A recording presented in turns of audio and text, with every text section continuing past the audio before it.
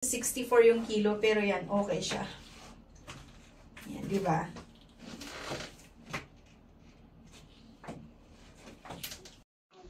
Ayan guys, oh, napakaganda na naman. Itong isang na-order natin sa TikTok, and actually, hindi lang ito yung nabili ko. 3 yung binili ko, kasi nga ang unang binili ko itong black, and then nagustuhan ko yung tela niya, nagustuhan ko yung fit niya sa akin. So, ang height ko nga pala ay 5 lang, at yung kilo ko ay 64, so medyo chubby-chubby na yon.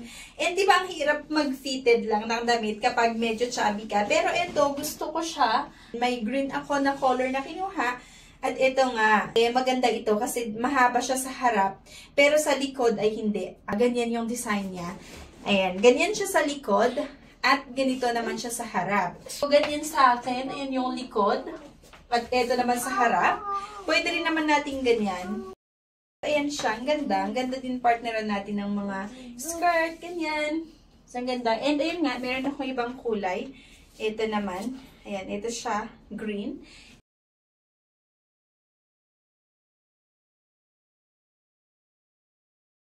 Ang ganda niya lang mga mi. Ayan. And try natin na isukat ito. Ayan. So, ganito siya. Pwede sa short, pwede rin sa leggings, pwede rin sa mga jeans. Ayan. And yan nga, skirt.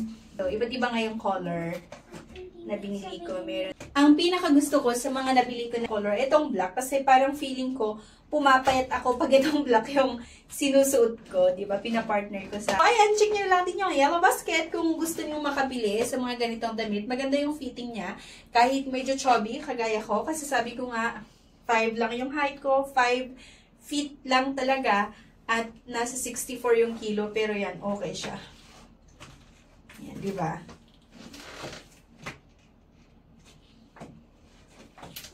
Yan, sang ganda.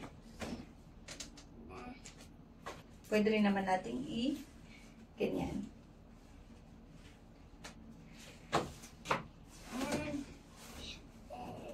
So, go na kayo sa Yellow Basket.